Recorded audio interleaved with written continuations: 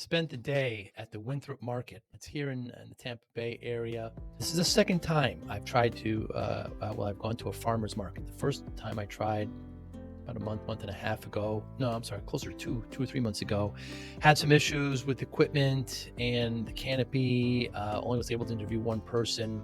Was much better prepared now. Got all that knowledge from kind of what I learned from there and took it here. I did end up hiring somebody to help me, Jordan Trowbridge, delightful, intelligent, and engaging young man, helped me through the day. I had him on the podcast as well. But Winthrop Market's a wonderful farmer's market.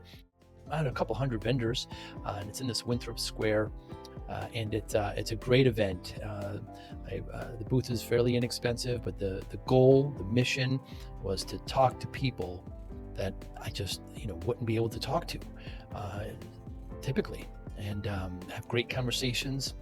And I did just that. It was a wonderful, wonderful day. It was a hot day in Western Florida. Got up to about 90, but there was a slight breeze, and all the equipment worked well. We got solar panels and a charging unit to charge all the equipment.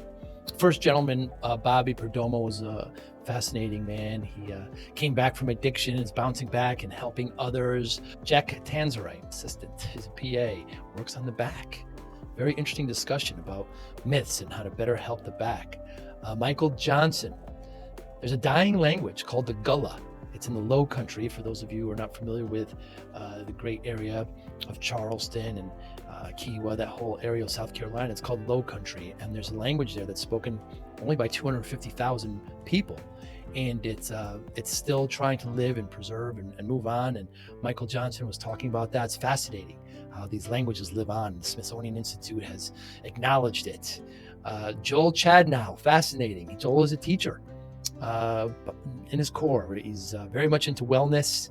Fascinating stories. He teaches at the community college here, and his road to wellness, what it took to get him there, and why he was just a teacher. What happened in that pivot to make him just that. Ray Bazares was in the Navy, became a minister, a pastor, and some of his challenges there during that transition. He wasn't the best when he was in the military, and what he had to do to get over that to continue his life. Great conversation. Charles Jacobs, my goodness.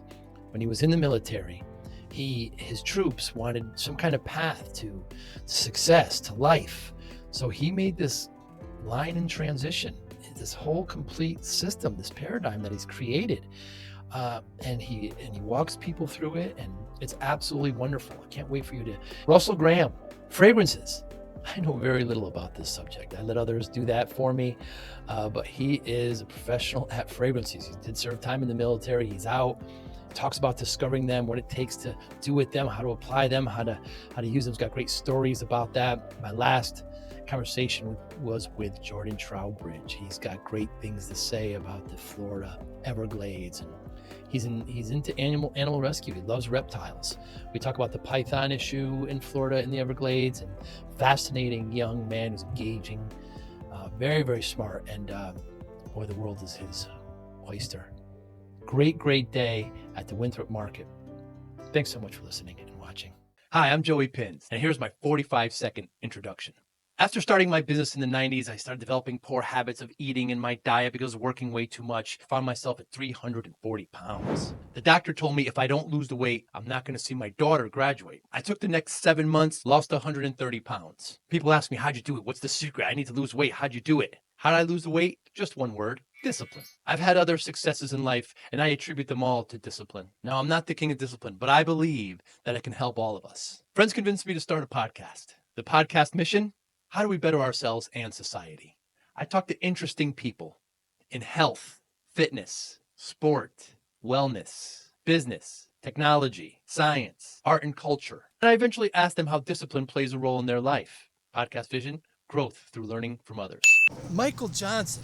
So what is this language you're talking about? It's called Gullah. It's called Gullah. Gulla? Yes, but in layman's terms, it's called Geechee.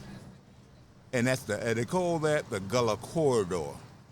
The Gullah Corridor runs from North Carolina all the way down to the first part of Florida, like Jacksonville area.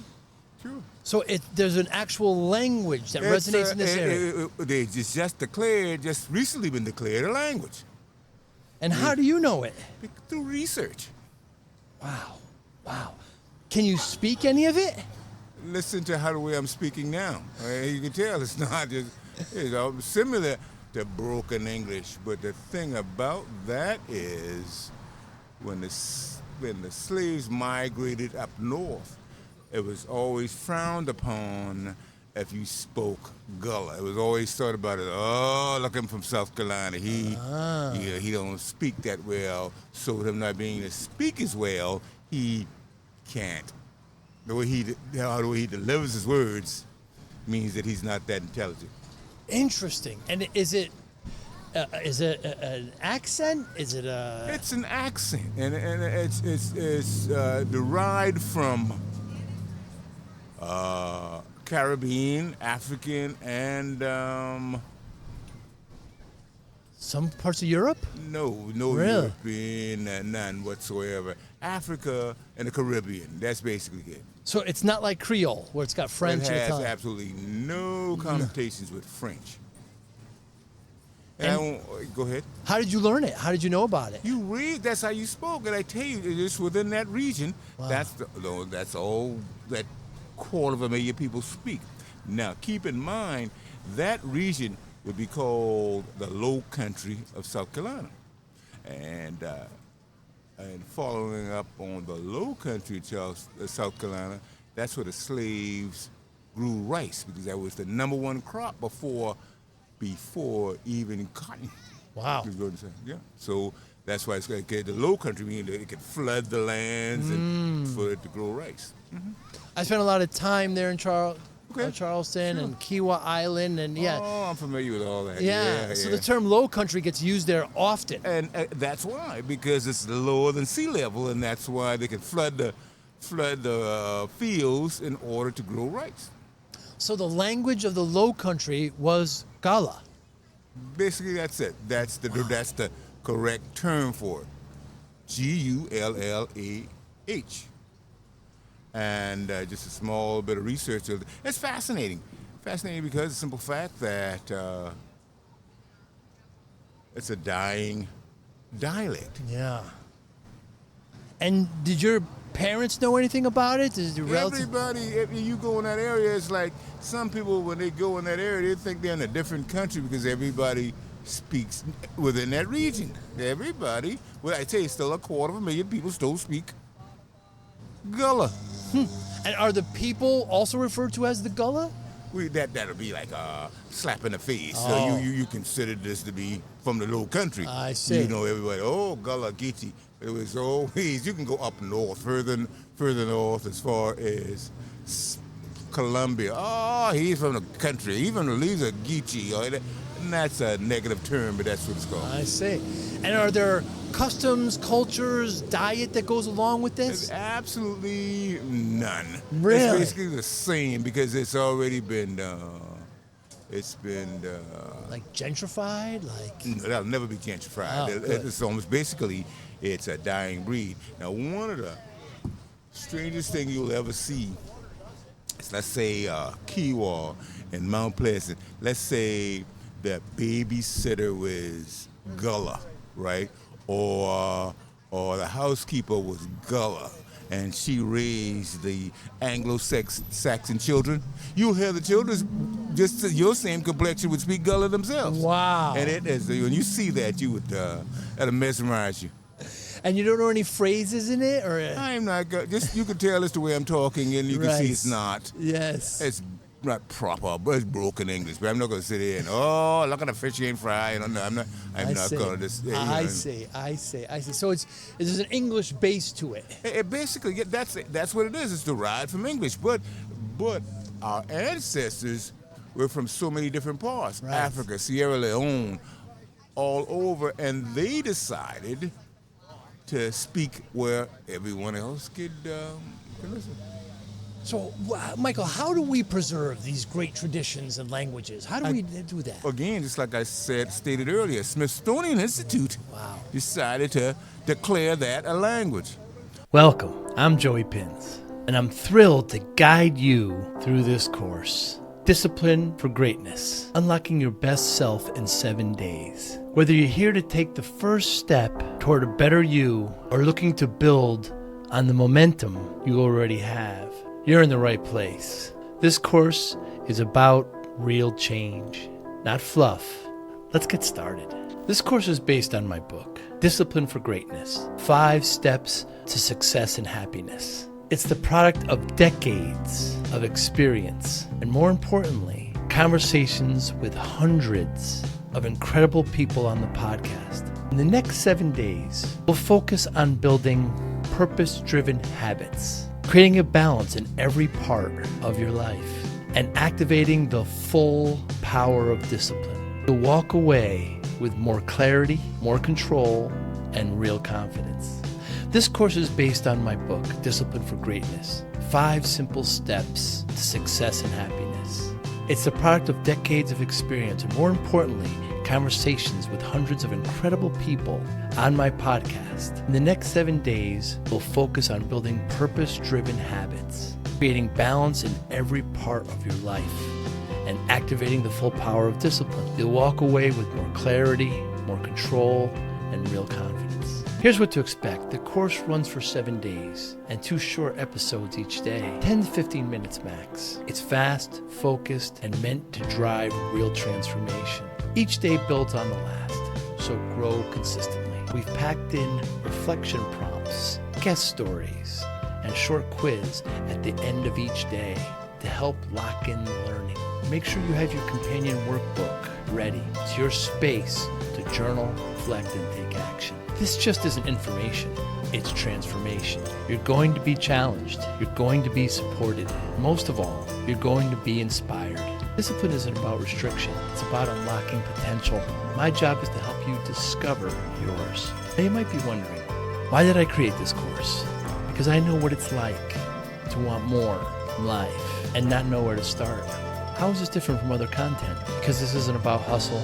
It's about harmony. What if I fall behind? No problem. It's designed for your flexibility. Do you need to read the book first? Nope.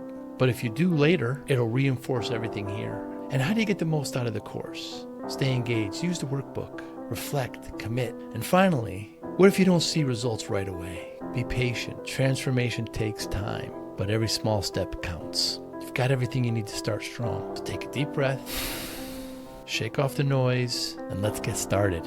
Your best self is just 7 days away. Harvard University as well has done studies about the Gullah dialect. Wow. And what can we learn? Is there anything now that we can learn from the Gullah, from the dialect, from the people there? It's basically what it'll remind you of is don't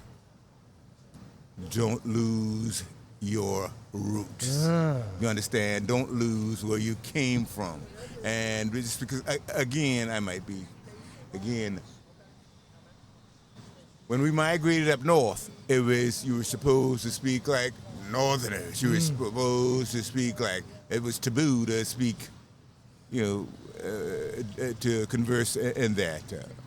Anything other than the King's English, right? It was not, that's right. It wasn't appropriate if you didn't speak the King's English, or somewhat close to it. But being from the Lowcountry, it's basically being a thing of pride, because you don't speak with Creole, you don't speak with French, you speak the way it is. Wow. We're here at the Winthrop Market, Michael. What's some of your goals this morning here? I try to find a deal, find something that I can spend wisely. Should the youth today, how can we get the youth more involved in some of these older customs and traditions that we don't want them to go away? The Smithsonian recognizes, Harvard does, these institutions do, but I guess the youth needs to find them through social media, through their universities. I am so distraught about the youth of today, and especially young males. I think that's basically a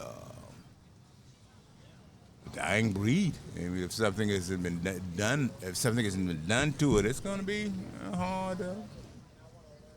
hard really thing to get is. across. Has there anything in the last month or so, Michael, you changed your mind on? I don't know. From a political standpoint, Anything? but Doesn't- I'm giving it to you from a political Okay. standpoint. Okay. I'm worried. Ah, I'm worried about the divide. That's the only thing, the divide. Yes. I'm not worried about how it's going, this left, Right. right. I'm just worried about the divide. me too. Me too. It seems I like to think that I'm open-minded. I can listen to other opinions, change my mind based on given evidence, but it seems that some people just dig in regardless. Yeah, that's my biggest concern. Yeah, And other than that, it's polarizing. life's great. So I'm sorry. Just to be able to come in this market and spend a few dollars, a lot of people can't do that. And just to have health and wellness means it's tantamount to anything and everything. I'm appreciative that I learned about Gullah a little bit today. It's very wonderful. Please Yeah. follow up and do Right. some research. And it's a very intriguing thing for the simple fact that 250,000 people on this earth, that's all, that Wow. still speaks Gullah. So, Michael, I started my business in the 90s. I was working way too hard, 14, 16-hour days. I'm sure you're no stranger to that. Putting my health in the back seat. Doctor says to me, I'm at 340 pounds. And she says to me, if you don't lose this weight, you're not going to see your daughter graduate. My daughter was just born. Scared the life out of me, Michael. I can abuse myself all I want, but I've got this family now.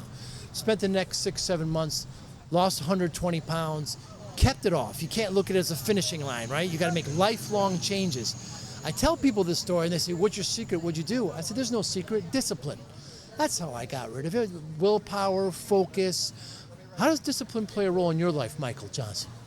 Well, first of all, I think you're an exception to the rule. To lose almost 250 pounds, Yeah. that's a lot. Discipline comes to play when I just do the things that I need to do. I may get an instruction to do this, that, or the other, and I say, well, I'll do some of this, some of that, and some of the other. And that kind of gets me through I see. So you do what's needed, you feel. in order to move forward. What motivates you, Michael? I've got great-grandchildren, Oh, and they are precious. And I like to just be around long enough to where I can bring them from South Carolina and do things with them. My great-grand, not my grandchildren, because they are grown adults and they are educated, prosperous. So, I mean, I've done my part as far as that. you said you're worried about the younger males, but it's not the toddlers you're talking about. I'm worried about the younger African-American males. That's my biggest concern, to put it bluntly. I can go into depth, but I don't think it's the correct forum to do so. Interesting. And given the motivation of your grandchildren, how do you measure success, Michael? Now that's a interesting question. I think success is determined by people who love you and you love them. Money comes and go. Property comes and go. I think the financial aspect actually doesn't even come into play. Just a simple fact that my children and my grandchildren, they just light up their eyes when they see me. I wouldn't trade that. I wouldn't say 10 million. I might trade it for, trade it for 20 million. But anyway, that's no pun intended. But the simple fact to see how they love their pawpaw means the world to me. Yeah, that's absolutely wonderful. Michael, I thank you so much for your time today. Thank you for stopping by. I am more than happy to converse with you. You be well, Michael. Thank you. Thank you, young man. Thank you. Thank you for listening and or viewing Joey Pinz Discipline Conversations. Please share this episode with one or two of your friends who you think may benefit from the episode. Our website, www.joeypins.com. There you'll find lots of resources and you could join our mailing list. Please follow us on all our social media, Instagram, Twitter, and Facebook. podcast information. The video version of our podcast is on YouTube. Please subscribe. Audio is on all major podcasting platforms. Please follow them. And if you like it, please consider giving 5-star rating. Would really appreciate that. Thank you again for listening or watching Joey Pinz Discipline Conversations.